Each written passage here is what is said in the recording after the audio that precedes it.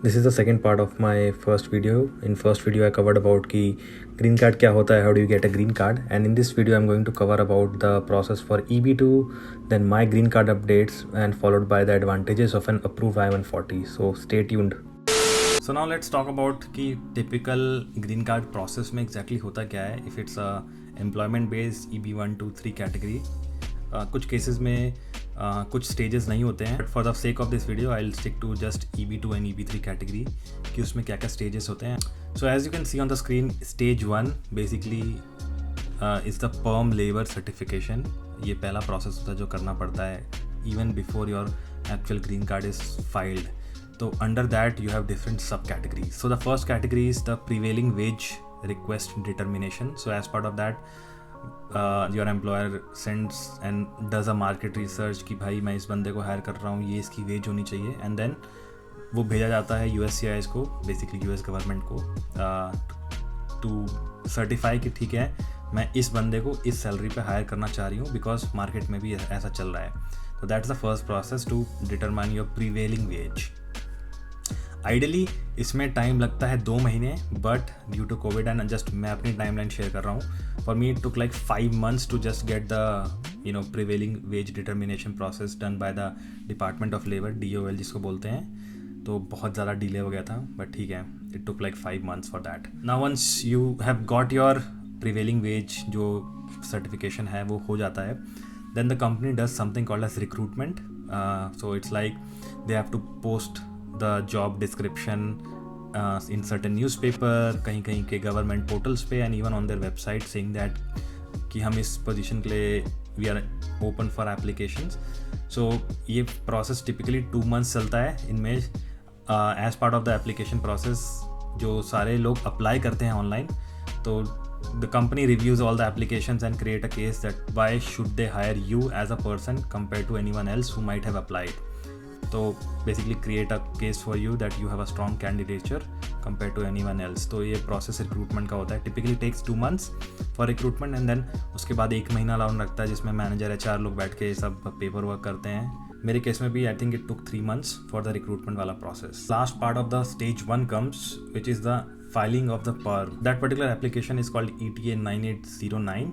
So as part of that जो भी department of labour से प्रिवेलिंग वेज मिला, along with the market assessment और recruitment का process plus the entire paperwork जो भी था, तो be it your degree certificates, your past experience letter, ये सब compile होके along with the ETA वाला form ये पैकेट बन के जाता है USCIS के पास as part of this last process जो कि USCIS again review करता है and approve करता है. Now ideally the time for this perm approval process, and it ideally takes like 5 to 6 months, but for me it took like 8 months, somewhere around that.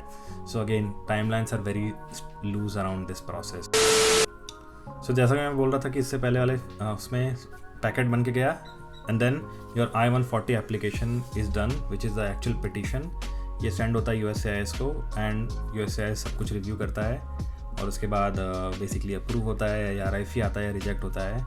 बहुत से cases में approval आ ही जाता है. And now let's say once your application has been received by USCIS, अभी USCIS is allowing to basically expedite your process. तो अगर आप जल्दी चाहते हैं ग्रीन कार्ड मिल जाए और एटलीस्ट डिसीजन आ जाए, so you can start premium and get your results in 15 days. That's what happened in my case too. So company was like okay with the premium processing. So premium processing में apply किया and then result 2 weeks में आ गया, so which is pretty good. But then after this stage जो approval मिलता है, that's like saying कि मेरा I-140 approve हो गया है. You might have heard many people saying I-140 approve हो गया है. So that says your green card has been approved. मिला नहीं है, approve हुआ है, ठीक है. So that's the second stage कि I-140 approval हो गया है. You have the approval notice in your hand saying that कि भाई approve हो गया है I-140 basically. And then जब application file हुआ होता है stage 1 में, तो जिस date पे application submit होती है, तो that day basically becomes your priority date. तो भाई ये priority date क्या है? Priority date is basically in the entire green card का queue, everyone is given a number. And let's assume बहुत simple terms में कि अगर हर साल 100 green card issue होते हैं और 200 लोग अप्लाई कर रहे हैं, तो obviously लोग ज़्यादा हैं, तो जो बैकलॉग में लोग बचते हैं रिमेनिंग 100, उनको एक डेट मिल जाती है कि भाई तुम्हारा ये डेट है, अब धीरे धीरे जब प्रोसेसिंग होगा, जब तुम्हारी डेट पे पहुँचेंगे, तब तुम्हारी प्रायोरिटी डेट को लिया जाएगा, वो करंट हो जाएगी, and then you will get your green card. So the moment your green card वाला एप्लीकेशन इज सबमिटेड, बेसिकली जो I-140 वाला स्टेज होता है सबमिट हुआ होता है, उसके बाद you get your priority date, and once your priority date becomes current, that's when the third stage starts. So let's say वही 100 लोगों के वाले एग्जांपल पे पहले जाऊँ, तो अब जब आपका नंबर था लेट्स से 150th और अभी सिर्फ हर साल 100 हो रहा है, तो पहले साल आपको नहीं मिलेगा क्योंकि सिर्फ 100 लोग को इशू होगा. नेक्स्ट ईयर आपका नंबर आएगा, तो जो आपकी प्रायोरिटी डेट पिछले साल की थी वो अब करंट हो जाएगी, सेइंग कि भाई अब जो नेक्स्ट लोगों का प्रोसेस हो रहा है. So when your priority date becomes current, तो ये प्रायोरिटी डेट करंट कैसे होती है, ये बेसिकली USCIS हर महीने वीज़ा बुलेटिन इशू करता है, तो उसमें पता चलता रहता है. तो once your priority date becomes current, you can go ahead and file for your last stage which is the I-485 phase जिसको बोलते हैं, which is the adjustment of status. तो दैट्स व्हेन फिर से एप्लीकेशन होता है और सब कुछ सबमिट होता है, एंड दैट उसके कुछ दिनों बाद you get your green card in hand. तो उसके बाद यू कैन से कि भाई ग्रीन कार्ड मिल गया है, उसके पहले तक सिर्फ अप्रूव हुआ होता है. ठीक है. So let's go to my laptop and check कि इस मंथ का जो वीज़ा बुलेटिन था उसका एग्जैक्टली क्या करंट डेट है, प्रायोरिटी डेट है, अभी कितना वेटिंग है. Will check all of that. So let's go to my laptop. तो अभी मैं बेसिकली travel.state.gov वेबसाइट पे हूँ, जिसका अगेन लिंक डिस्क्रिप्शन में है, आप जाके देख लीजिएगा.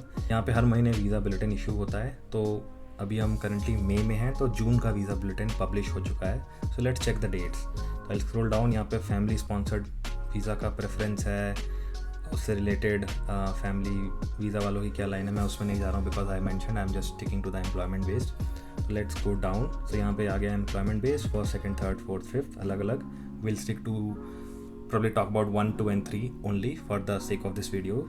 तो यहाँ पे आ गए हैं first, second, third, basically these are the EB 1, 2, 3 category वाला वीज़ा का सब कुछ.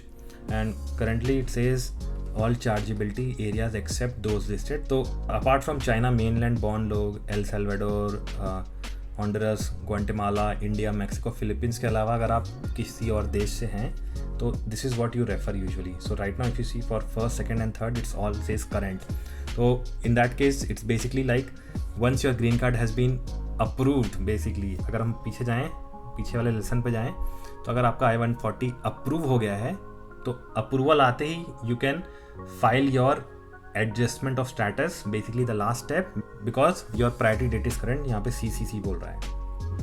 अब आगे बढ़ते हैं, पहले EB1 के बारे में बात करते हैं. EB1 का देखेंगे आप, सबका CCC है, बेसिकली करंट है. तो अगर आपने EB1 में फाइल किया है और I-140 अप्रूव हो गया है, तो you are eligible to file for adjustment of status, और इमीडिएटली ग्रीन कार्ड का लास्ट स्टेज भी किया जा सकता है. तो इसलिए EB1 बहुत सही रहता है. But again you need to have some special skills for that, तो उसका एक अलग प्रोसेस है पूरा. नाउ टॉकिंग अबाउट EB2, जो मेरे केस में है, आई हैव अ EB2 वाला कैटेगरी. तो obviously I am an Indian citizen, तो मैं इंडिया बॉर्न हूँ, तो मेरे केस में ये वाला वैलिड नहीं होगा. So I will go to India and you see it says 1 सितंबर 2014. तो basically right now the priority date is 1 सितंबर 2014 as part of the processing cycle, because every year green card के total numbers limited होते हैं, right. सो और अगर ज़्यादा applications हो जाएंगे तो क्या होगा, बैकलॉग में जाएगा. तो इस केस में अभी करंटली जो सितंबर 2014 में जिन लोगों का फाइल हुआ था, उन लोग की डेट अब करंट हो गई है. तो इनकी priority date was, let's say मेरी प्रायोरिटी डेट वॉज 1 सितंबर 2014, अब के वीज़ा बुलेटिन के हिसाब से करंट हो गई है. So now I am eligible to file. तो बेसिकली इट्स लाइक अभी 2014 वालों का आना बाकी हुआ है, अभी बहुत लंबी लाइन है. तो 2015, 16, 17, 18, 19, 20, 21, 22, समझ रहे हो. और ये बढ़ता ही जाएगा क्योंकि हर साल नंबर डिफर करते हैं और बहुत कुछ होता है. और फिर थर्ड की बात करूँ, EB3, so that's like again 15th Jan 2012. So basically 2012 वालों का जो है अब वो करंट हुआ है, and now they are getting their green cards. Basically getting बोले तो they are eligible to file for their last adjustment of status, और उनको ग्रीन कार्ड मिलेगा. तो ये बहुत ही कॉम्प्लेक्स प्रोसेस है. As you can see the wait line is huge. So I will also talk about my process कि क्या हुआ था एग्जैक्टली, और अभी मेरी करंट डेट क्या है और मुझे वीज़ा कब मिलेगा. तो बेसिकली थंबनेल देख के आपको पता चल चुका होगा कि मुझे ग्रीन कार्ड कब मिलने वाला है, but I will talk about that too. So that's the entire table that every month gets publish. तो ये जो डेट्स होती हैं आगे पीछे खिसकती रहती है. तो वो आप चेक कर सकते हैं। अगेन इसका लिंक डिस्क्रिप्शन में है for the bulletin. Her month bulletin change होगा ऑब्वियसली, तो डेट्स भी मूव होंगी। So let's move on to the next section and I'll talk about my green card update and exactly क्या हुआ है। तो मुझे बताते हुए बेहद खुशी हो रही है कि मेरा ग्रीन कार्ड अप्रूव हो गया है। ये तो बेसिकली I-140 अप्रूव हो गया है and now as my country of birth is India, so basically मैं एक क्यू में आ चुका हूँ। और जैसा कि आपने पहले देखा अभी 2014 वालों का हो रहा है। So in my case, my priority date is September 2021 and so just imagine अभी 2014 वालों का प्रोसेस हो रहा है और हर मंथ समय लगता जाएगा। So let's go to a website and check, estimate करते हैं बेस्ड ऑन हिस्टोरिकल डेटा और करंट स्पिल ओवर है कि मेरा ग्रीन कार्ड मुझे हाथ में कब मिलेगा, बेसिकली मेरा लास्ट स्टेज कब होगा। इट्स वेरी फनी, मैंने ऑलरेडी टेस्ट किया है but let's go to the website and see कि मुझे मेरा ग्रीन कार्ड कब एक्चुअली हाथ में मिलेगा। और again in this scenario we are not taking into factor कि अगर कोई लॉ चेंज हो गया या कुछ नई चीज़ें इंट्रोड्यूस हो गई या कुछ हो गया, अभी जो करंट सिनारियो चल रहा है उसके हिसाब से। और ऑब्वियसली इस वेबसाइट में हिस्टोरिकल डेटा है, लोग अपना अपडेट करते रहते हैं, उसके बेस पे असम्पशन है। बट जस्ट फॉर फन देखते हैं कि मेरा ग्रीन कार्ड एक्चुअली हाथ में कब आएगा। अप्रूवल तो आ गया है बट हाथ में कब आएगा। ऑल राइट, सो अभी मैं हूँ इस पर्टिकुलर साइट पे, it's am222tech.com।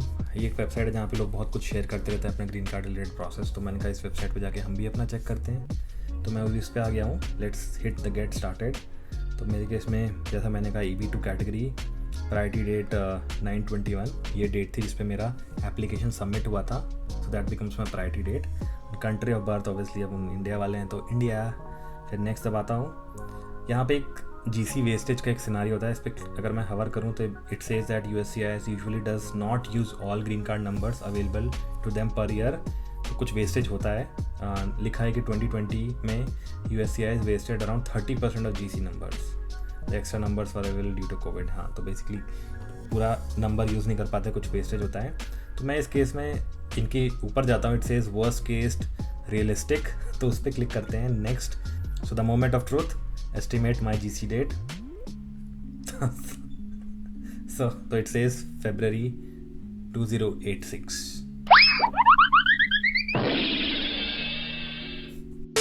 so it said 2086 for me but I'm sure उतना नहीं होगा। again optimism, और पता नहीं तब तक मैं यहाँ US में रहने भी वाला हूँ कि नहीं, क्या होने वाला है।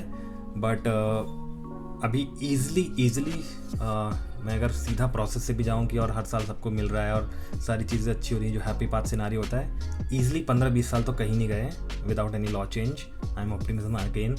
मुझे कमेंट्स में रोस्ट मत करना, बट आराम से 20+ ईयर्स लगेंगे। Let's stick to that statement, okay. Talking about my time line, so my process of green card started way back in September of 2020। तो पहला जो प्रोसेस था जिसमें कि जॉब डिस्क्रिप्शन फाइनल करना, मैनेजर से अप्रूवल लेना, उसमें 1 महीने लग गए। Then in parallel to that the lawyer filed for my wage determination, जिसमें आइडियली 2 महीने लगते हैं, मेरे लिए 5 महीने लग गए। तो कितने हो गए, 6 महीने। एंड देन आफ्टर दैट उसके बाद फिर रिक्रूटमेंट में अराउंड 3 महीने लगे, तो 9 महीने यही हो गए। फिर उसमें बीच महीने मतलब मेरी मैनेजर चेंज हो गई, तो 2 महीने प्रोसेस वहाँ फंस गया, तो 1 साल वैसे हो गया। उसके बाद फाइनली चीज़ें आगे बढ़ी एंड थिंग्स मूव फॉरवर्ड। उसके बाद मेरा सब डॉक्यूमेंट कलेक्शन, मेरे पास्ट एक्सपीरियंस लेटर्स सब लेने में अनदर 1 महीना लग गया, तो 13 महीने हो गए। उसके बाद फाइनली मेरा पूरा पर्म का पैकेट बन के सबमिट हुआ एंड 4 महीने लगने चाहिए थे, बट मेरे केस में आई थिंक 6.5-7 महीने लग गए, तो 18 मंथ तो ऐसे ही हो गए। और उसके बाद फिर फाइनली जाके प्रीमियम प्रोसेसिंग में करा, तो मुझे अब जाके this is what may right, तो फिर फाइनली जाके मई में अप्रूवल आया मुझे। सो इन जनरल थोड़ा मोटा मोटी मेरे पूरे प्रोसेस में एंड टू एंड मुझे 19 मंथ्स लग गया फ्रॉम स्टार्ट टू अप्रूवल, और अभी भी ग्रीन कार्ड हाथ में नहीं आया है।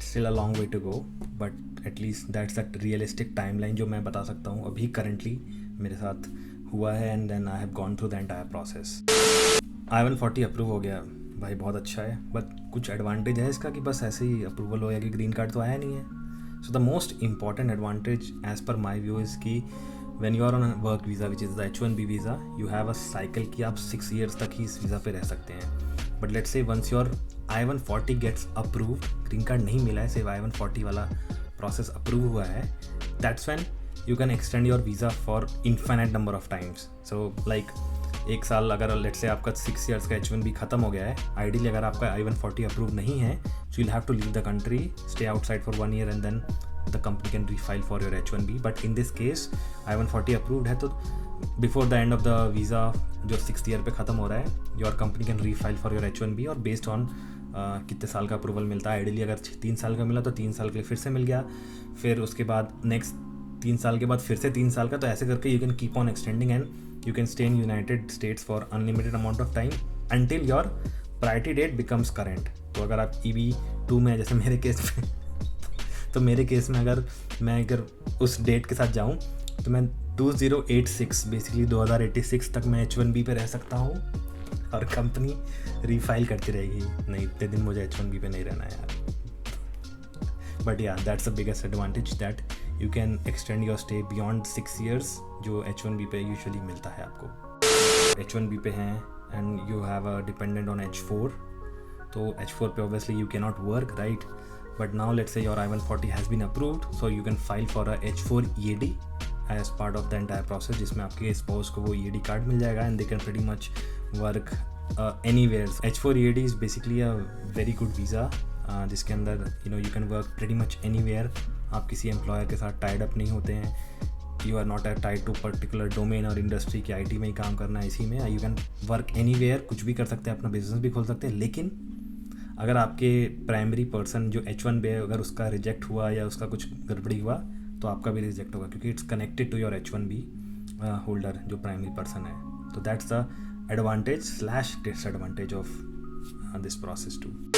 रेस्ट, अगर आपको ये वीडियो पसंद आई है तो प्लीज़ इसे लाइक करें. अगर आप मेरे चैनल पर नए हैं तो प्लीज़ सब्सक्राइब कर लीजिए. अभी तक 15 से 16% लोगों ने सब्सक्राइब कर रखा है जो मेरी वीडियो देखते हैं, तो प्लीज़ सब्सक्राइब कर लो, थोड़ा मोटिवेशन मिलेगा. I will keep on continuing making this type of video. मेरे ब्लॉग्स आते ही हैं, तो let's stay connected and I will see you in the next video और नेक्स्ट ब्लॉग. Bye bye.